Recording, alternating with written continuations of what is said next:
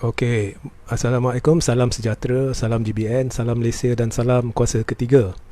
Ya, jadi saya harap tidak ada gangguan audio ya. Jadi harap boleh dengar.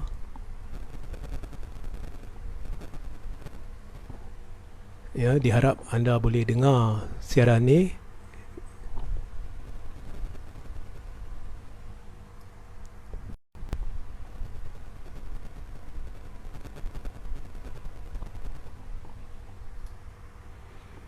Baik, saya mulakan ya. Uh, topik topik perbincangan kita hari ini adalah berkenaan dengan Anwar Ibrahim. Okey, saya cuba ringkaskan supaya tidak membuang masa ya. Topik perbincangan kita hari ini adalah Anwar Ibrahim. Jadi jika saudara-saudari belum lagi mendengar analisis ya, saya berhubung dengan keputusan PRN Melaka. Jadi saya cadangkan anda terus ke saluran YouTube ya, saluran YouTube saya Regi Jesse Ritaudin, ataupun scroll ke bawah Facebook ini di mana anda boleh mendengar analisis saya berhubung PRN Melaka. Jadi sepintas lalu PRN Melaka ini telah membuktikan beberapa perkara. Okey. Dan live ini khusus saya nak beri tumpuan kepada Anwar Ibrahim, tetapi PRN Melaka telah memberi beberapa indikator ataupun beberapa petanda ya. Petanda pertama yang amat jelas adalah berlaku penolakan besar-besaran rakyat terhadap PKR di bawah pimpinan Anwar Ibrahim. Itu jelas ya. Kalau kita ambil setiap kerusi yang telah ditandingi oleh PKR dan kita ambil jumlah undi yang telah diperolehi oleh PKR, kita nampak dengan jelas. Keduanya, secara am rakyat telah menolak Perikatan Nasional, khususnya PAS dan PPBM. Okey, dan ini adalah satu tamparan kencang bagi Muhyiddin Yassin dan juga Hadi Awang. Okey, ketiga, berlaku penurunan mendadak dalam prestasi DAP di beberapa kerusi dan itu menunjukkan juga penolakan terhadap dinasti Lim. Nah, ini nyata, ini kita tak boleh pertikai. Tetapi yang keempat, yang paling nyata adalah disyaki berlaku boikot pengundi. Okey, boikot pengundi ini dari sudut bilangan yang keluar mengundi. Jadi kita lihat kalau PRU 14 84% lebih, di PRN Melaka baru-baru ni hanya 5% yang keluar mengundi. Jadi kalau kita kira penurunan nilai 20% itu menunjukkan di banyak kawasan khususnya berlaku boikot pengundi. Dan jika kita ambil 12 kawasan daripada itu ya, 12 kawasan yang telah dimenangi oleh Barisan Nasional, kita lihat bahawa jumlah undi yang telah diperolehi oleh calon Barisan Nasional, majoriti dia tidak sampai 1000. Jadi boikot pengundi secara tidak langsung dan langsung telah memberi kemenangan tipis kepada Barisan Nasional di 12 kerusi. Ya. Jadi PRN Melaka bukannya gambaran sebenar PRU yang bakal menjelang, kerana di PRN Melaka, sekejap ya. Kerana di PRN Melaka kita dapati bahawa rakyat tidak ada pilihan. Mereka menolak Pakatan Harapan, mereka menolak Perikatan Nasional, tetapi mereka tidak ada pilihan baru.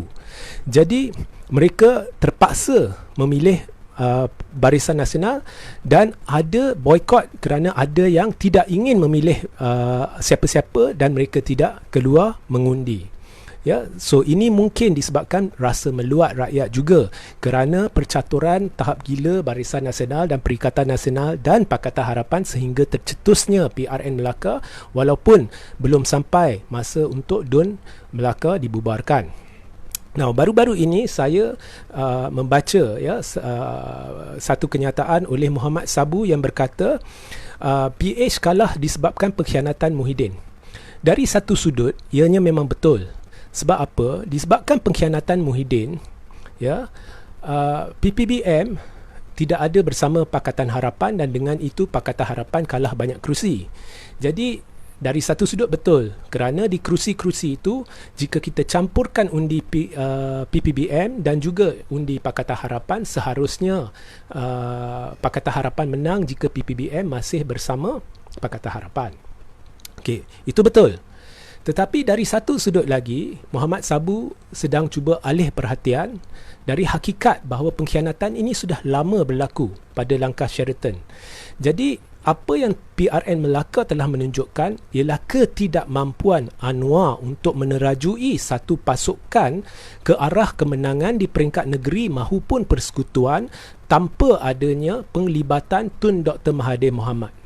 Sebab di PRU 14, Pakatan Harapan yang sebelumnya Pakatan Rakyat yang telah lama cuba untuk menumbangkan kerajaan tidak berjaya. Hanya bila tokoh negarawan seperti Tun menerajui satu parti dan bersama Pakatan Harapan, barulah Pakatan Harapan menang pilihan raya.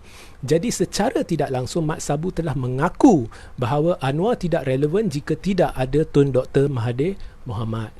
Okey. Dan kalau kita lihat di Sabah, pilihan raya negeri Sabah telah membuktikan dua perkara.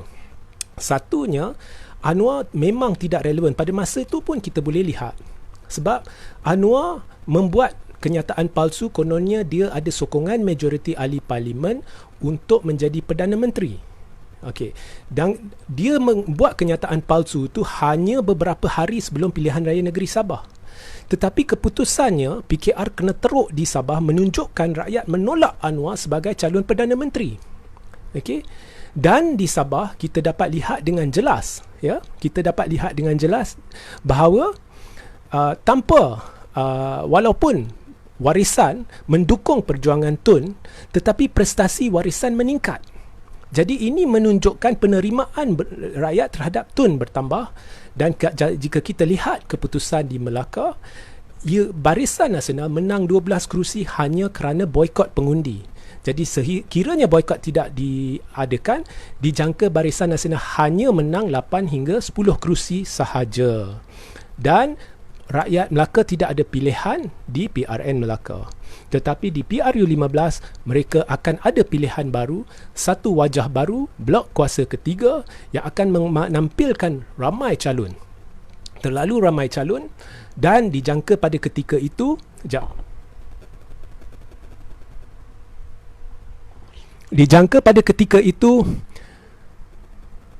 Barisan Nasional tidak akan dapat majoriti, Pakatan Harapan tidak akan mendapat majoriti, blok kuasa ketiga akan jadi kingmaker. Dan Barisan Nasional tidak boleh membentuk jajaran baru bersama Pakatan Harapan selepas PRU 15 kerana PKR dan DAP dijangka kena teruk. Jadi mana-mana pihak yang ingin membentuk kerajaan perlu berunding dengan blok kuasa ketiga. Jadi Anwar kena terima kenyataan, Pakatan Harapan kena terima kenyataan. Dari dulu lagi saya dah beritahu, ya, supaya amanah, Parti Amanah, PKR, DAP ini berpijak di bumi nyata dan sedar-sedarlah bahawa sikap mereka yang mendewa-dewakan Anwar akan memudaratkan mereka, dan hari ini sudah terbukti. Jadi tak usah cari alasan baru, ya. Saya sarankan agar kepimpinan Pakatan Harapan membuat mesyuarat dan menyingkirkan terus Anwar Ibrahim kerana pilihan raya umum dijangka berlaku tidak lama lagi. Menurut maklumat dari sumber yang boleh dipercayai, berlaku perbincangan melibatkan Najib dan Zahid supaya Parlimen dibubarkan secepat mungkin sebelum hujung tahun ni, agar pilihan raya boleh diadakan secara mengejut hujung tahun ni atau awal tahun depan. Jadi Anwar tidak relevan. Saya harap rakyat sedar, ya, rakyat sedar kerosakan yang telah dibawa oleh Anwar. Sebelum Pakatan Harapan tumbang, ya, Anwar telah membawa banyak masalah kepada Pakatan Harapan, pentadbiran Mahathir. Ya, sentiasa dengan isu peralihan kuasa sehingga rakyat menjadi meluat, ya, meluat dengan isu peralihan kuasa. Walaupun tidak ada perjanjian bertanda tangan yang menunjukkan bahawa Tun berkata dia akan berundur dalam 2 tahun, tetapi Anwar menipu. Tun kata dia akan berundur dalam 2 tahun. Saya mencabar Anwar untuk menunjukkan dokumen bertanda tangan yang dimaksudkan, sehingga hari ini Anwar tidak berjaya menunjukkan dokumen tersebut kerana tidak wujud. Dan anda kena tahu bahawa Tun hanya memegang jawatan Perdana Menteri selama 22 bulan, belum sampai 24 bulan atau 2 tahun. Tetapi hanya 3 bulan selepas Tun menjadi Perdana Menteri, Anwar sudah mula membuat kacau Pakatan Pentadbiran Tun. Peralihan kuasa, menyebabkan kerajaan pimpinan Pakatan Harapan selalu dibelenggu dengan isu peralihan kuasa sehingga tidak dapat mentadbir dengan baik. Jadi Anwar telah menimbulkan banyak kekacauan. Malah kekacauan yang Anwar timbulkan telah menyebabkan Muhyiddin berjaya menipu ahli-ahli parlimen PPBM. Kononnya jika kita tidak bawa PPBM keluar dari Pakatan Harapan, Anwar akan jadi Perdana Menteri. Itu satu penipuan, tetapi ahli-ahli parlimen PPBM terperdaya dengan penipuan Muhyiddin disebabkan sikap Anwar Ibrahim yang membuat kacau di dalam Pakatan Harapan, yang selalu mengganggu gugat kestabilan kerajaan pimpinan Tun Dr. Mahathir Mohamad dengan isu peralihan kuasa. Kemudian setelah dia secara tidak langsung menyebabkan tumbangnya kerajaan pimpinan Pakatan Harapan, Anwar cuba untuk boikot Tun, dan sebab dia fikir Pakatan Harapan boleh berdiri atas diri sendiri dan boleh kekal menjadi satu kuasa yang besar. Tetapi di Melaka kita nampak jelas bahawa bukan hanya rakyat menolak Pakatan Harapan disebabkan apa yang Anwar telah lakukan, rakyat telah memastikan bahawa PKR terkubur. Jadi adakah Pakatan Harapan masih ingin dengan Anwar ni? Cuba fikirkan. Rakyat ni, mereka tidak suka BN. BN menang hanya kerana boikot pengundi. Tetapi mereka tidak ada pilihan. Mereka terpaksa pergi ke BN di Melaka sebab tidak ada blok kuasa ketiga di Melaka, atau blok kuasa ketiga hanya ingin menonjolkan diri di PRU 15. Okay. Mereka menolak dengan jelas Anwar. Mereka telah hantar satu mesej jelas kepada Anwar. Sebab mereka tahu ini bukannya PRU, masih ada masa. Mereka nak hantar satu mesej jelas kepada Anwar. Kami telah beri kepercayaan kepada anda untuk dengan mandat rakyat pada PRU 14 untuk mengambil alih kerajaan dari Barisan Nasional. Seharusnya kami inginkan kestabilan, seharusnya kami inginkan pembaharuan, seharusnya kami inginkan reformasi yang sentiasa dilaung-laungkan. Tapi apa yang kita lihat? Anwar tidak membenarkan kerajaan berfungsi seperti biasa. Anwar terlalu kemaruk kuasa. Anwar asyik mengganggu gugat pentadbiran Pakatan Harapan. Dia kutuk, dia kritik ekonomi negara Pakatan Harapan. Tapi bila orang tanya Anwar, kalau Anwar nak kritik, lebih baik Anwar masuk dan duduk sebagai menteri sementara menunggu peralihan kuasa. Anwar kata, tak ada, saya nak berehat. Saya hanya akan jadi Perdana Menteri selepas Tun beri kuasa. Jadi Anwar telah mengganggu gugat. Rakyat lihat. Kemudian mereka fikir, kami beri mandat kepada kumpulan ini, tetapi kumpulan ini menjadikan semuanya carca merba disebabkan orang Anwar ni. Seorang yang bernama Anwar ni. Jadi, kalau di Melaka, dahlah Anwar dulu menimbulkan pelbagai kekacauan, kini pula tak ada sebuah parti Melayu yang diterajui negarawan tersohor seperti Tun, takkan kami nak sokong lagi. Jadi, mereka menolak dengan keras. Jadi betul Muhammad Sabu kata Pakatan Harapan tidak menang sebab pengkhianatan Muhyiddin. Tapi Muhammad Sabu jangan alih perhatian, jangan nafikan bahawa di dalam 18 bulan ni Anwar tidak berjaya membuktikan bahawa Pakatan Harapan boleh menjadi lebih besar, lebih baik tanpa Tun, tanpa PPBM. Ya, hakikatnya Anwar telah membawa Pakatan Harapan ke satu prestasi yang lebih teruk daripada sebelum PRU 13. Ya. So Anwar perlu berundur. Okey. Rakyat Malaysia tidak boleh menerima Anwar, ini hakikat. Selagi ada Anwar, selagi itu ada kekacauan, selagi itu ada ketidakstabilan politik, dan saya terlalu gembira dengan keputusan PRN Melaka yang berjaya menunjukkan perkara ni. Dan saya amat berterima kasih kepada seorang adun DAP yang telah menyuarakan hari ini bahawa sama ada Anwar berundur ataupun DAP berundur dari Pakatan Harapan. Itu adalah satu kenyataan yang tepat dan berani. Dan kepada rakyat semua, cuba buat analisis sendiri. Cuba lihat semua keputusan. Cuba lihat kerusi-kerusi yang dimenangi oleh Barisan Nasional. Cuba lihat peratus pengundi yang keluar di kerusi-kerusi berkenaan. Anda akan dapati dengan jelas bahawa di 12 kerusi, Barisan menang dengan majoriti kurang 1,000.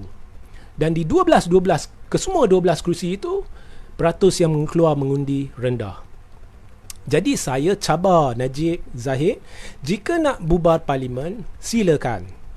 Kerana ada satu alternatif baru yang akan keluar bagi rakyat, iaitu blok ketiga atau blok kuasa ketiga.